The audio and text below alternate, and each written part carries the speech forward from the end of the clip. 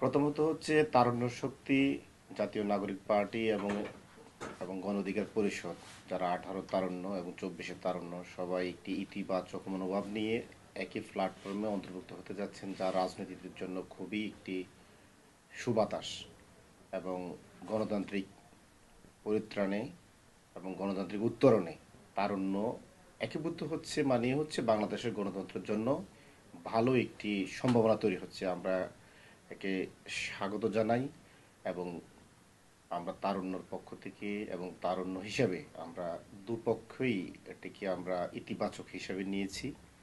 আপনারা জানেন, প্রাথমিকভাবে আমাদের আলাপ আলোচনা হয়েছে, আমরা এই সিদ্ধান্ত একমত হয়েছি যে আমাদের এক এবং অভিন্ন হওয়া খুবই প্রয়োজন, জাতির স্বার্থে, সার্বভৌমত্বের স্বার্থে, গণতন্ত্রের স্বার্থে। এবং এই যে জাতীয় স্বার্থগুলোকে সামনে রেখে মূলত হচ্ছে আমাদের একীভূত হওয়া। এই ব্যাপারে আমাদের সিনিয়র নেতৃবৃন্দ বেশ কয়েকটি মিটিং করেছেন এবং তারা উভয় পক্ষ থেকে ইতিবাচক মনোভাব পোষণ করেছেন। প্রথমত হচ্ছে আমরা ইনশাল্লাহ আমরা একীভূত হচ্ছি এবং আমরা আসলে এখানে দলীয় পদ, নাম এগুলো এখনো প্রাথমিক অবস্থায় আলোচনাগুলো রয়েছে।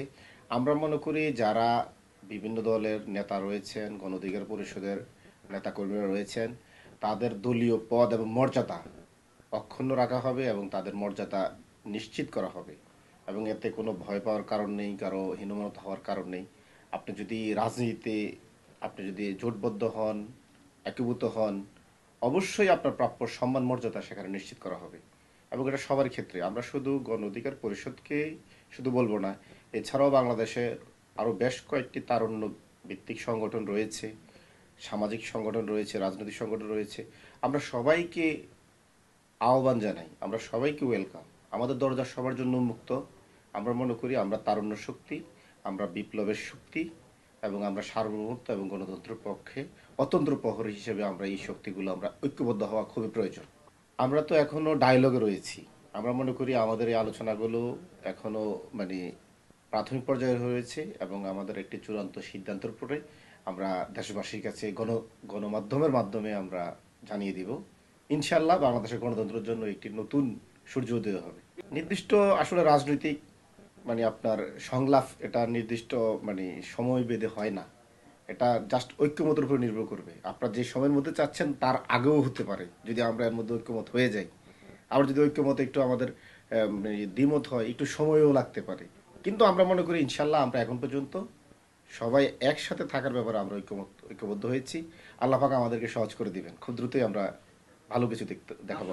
আমরা ঐক্যবদ্ধ হচ্ছি, আমরা সবাই ঐক্যবদ্ধ হচ্ছি। আমরা শুধু একটি সংগঠন না, এই ব্যাপারে আমরা বলতে পারি। আমরা মনে করি আমরা ঐক্যবদ্ধ হচ্ছি, সেটাই বড় জিনিস।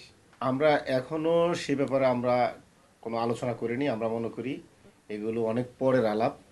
প্রথম আলাপ হচ্ছে তারুণ্যকে এক হওয়া এবং এই আলাপে তারুণ্য এক হওয়ার সিদ্ধান্ত নিয়েছে। ইনশাল্লাহ বাকি আলাপগুলো তো এই ব্যাপারে খুব সুন্দর আমাদের সিদ্ধান্ত আসবে এবং ঐক্যমতর ভিত্তিতে বাকি সিদ্ধান্তগুলো নেওয়া হবে। আমরা মনে করি তারুণ্য কখনো ব্যর্থ হয় না।